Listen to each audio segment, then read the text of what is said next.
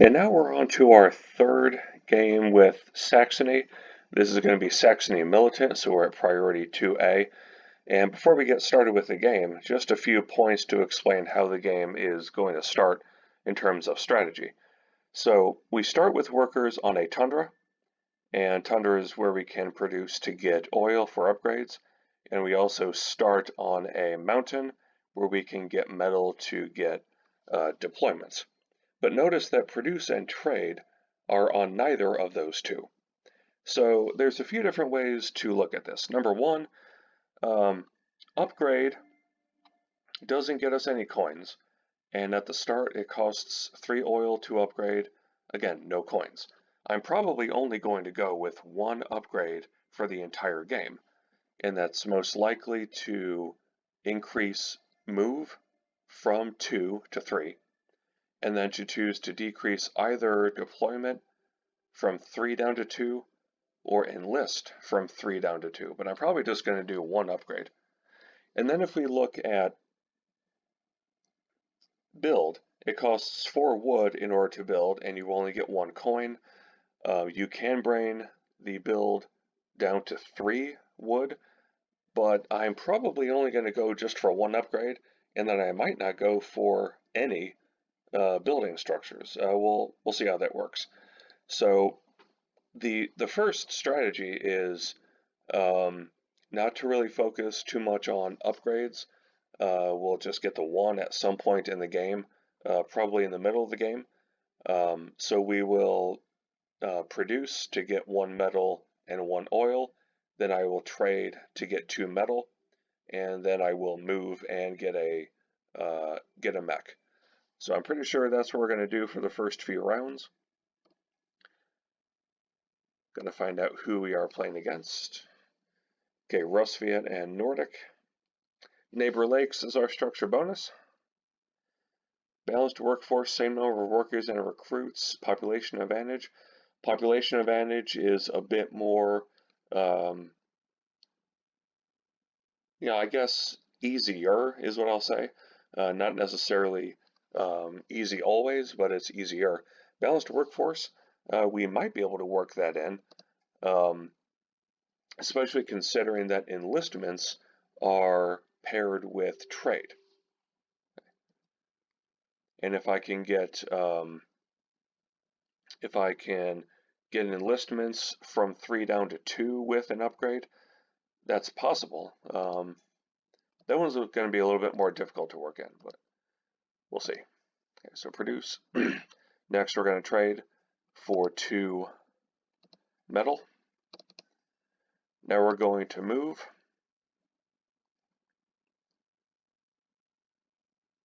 And deploy.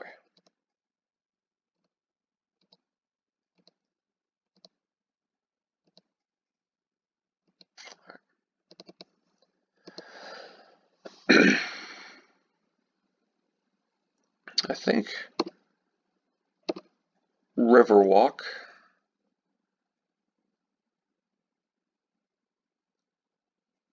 All right, produce again.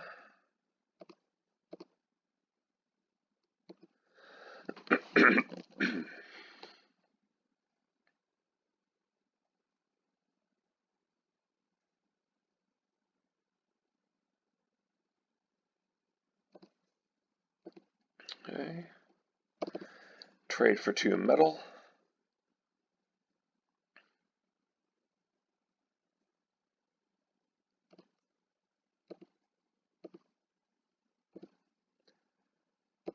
Let's move and get 1 of the workers over there. See what I get from the encounter.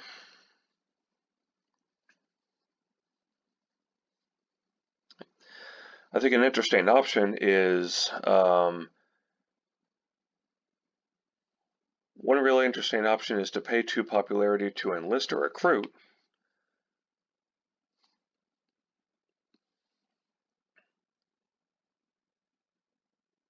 Which I think is what we will do. Let's enlist.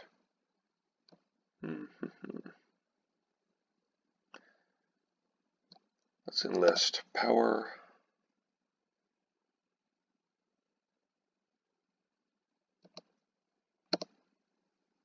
And get the increase in power. Now we're going to deploy speed.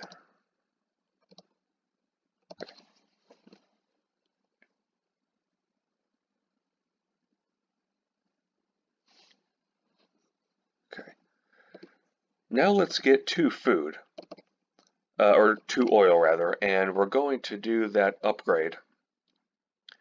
We'll bolster, get 2 power, and upgrade.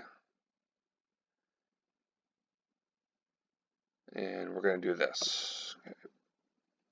Bolster, upgrade, give up the 3 oil, move and enlist. Okay. All right, so now this turn, we're going to pay 1 coin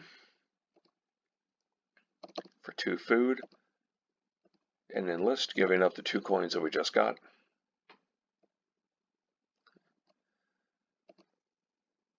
Deploy, and how about giving us a couple more coins?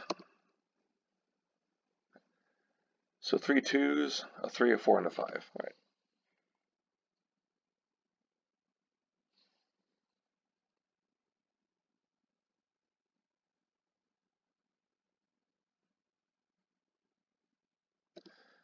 Produce.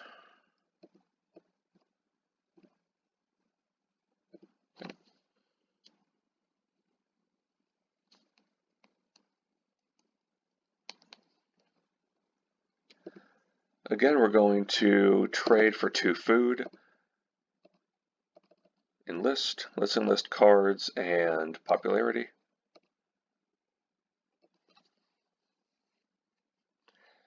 Now, if I want to get the objective balanced workforce, I should not produce 4 workers on this particular turn. Something that I can do, I can move, grab that encounter. I can move this guy here. I'm going to start moving, out from my home base anyway. So let's move him there. And what I'm wondering is perhaps I can bait at some point Nordic or Rusviet to attack me. And it would basically be one where I would just sort of concede a victory to them, pay only a 2 combat card with hopes of getting a better combat card, and that would put that faction in a very vulnerable spot. So we'll see if it works out that way. The other thing for me to do right now is to move this guy here. And I'll explain why in a second. Gain 1 combat card with popularity. I think I really like the pay 2 coins to get 3 popularity. All right, so we'll do that. Now the next turn is we're going to get not only the enlistment star, but we're going to complete balanced workforce.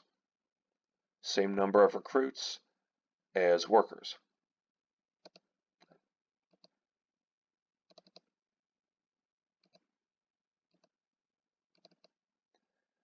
Get the last recruit.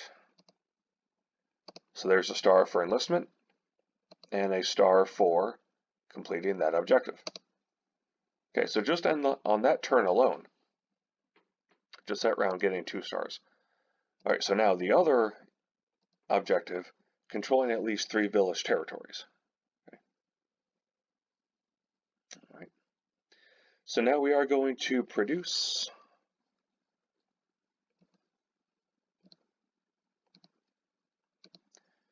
All right, and let's do this. We're going to move and deploy. There it is. Okay, so Rusviet attacked. We're just going to concede by giving up a 2 card. So they're going to use a 5 card and 7 power to make 12. So that hurts them quite a bit. Not just because of lowering their power, though they're still at 9 with 8 cards, so maybe they're not in as bad a situation as we thought. All right, so here we go. Let's move. worker there. Let's do this. Yeah, let's attack them. They don't have a worker there, so even if they had People's Army, they'd still be able to use one combat card.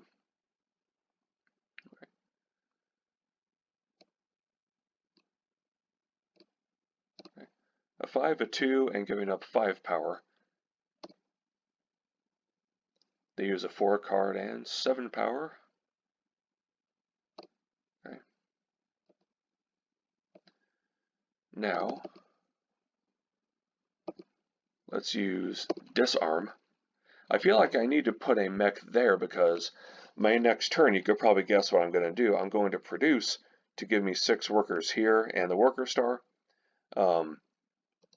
It really would help for me to have a mech on that village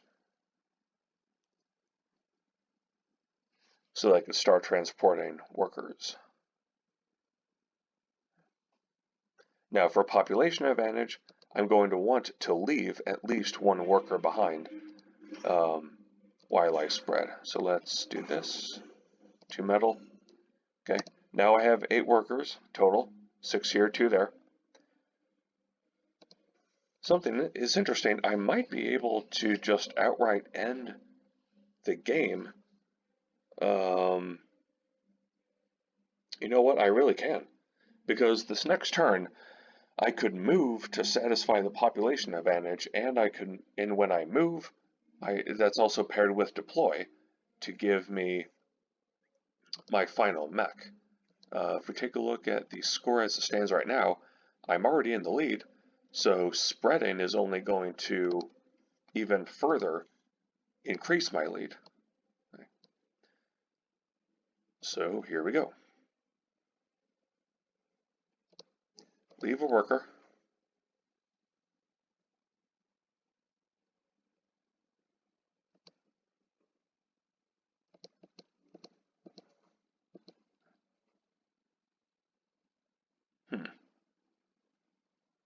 Let's see here.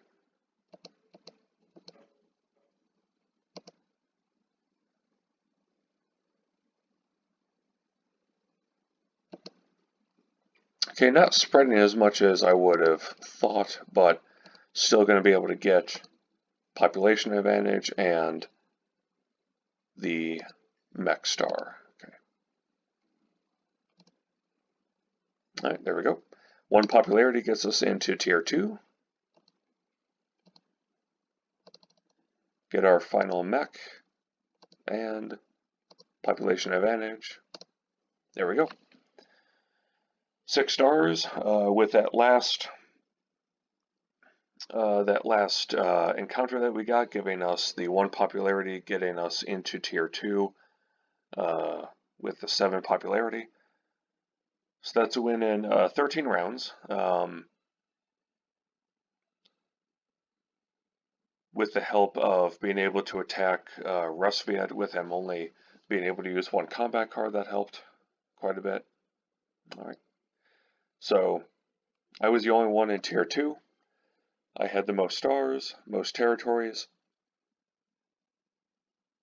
I didn't have any pairs of resources, but when you also see that I won the coin battle, that's just an example of, again, understanding at the start of the game that I only wanted to go for just that one objective, that one upgrade, and that one upgrade being able to move, helped me to spread out a little bit to take advantage of that. All right, so next video is going to be Saxony Patriotic.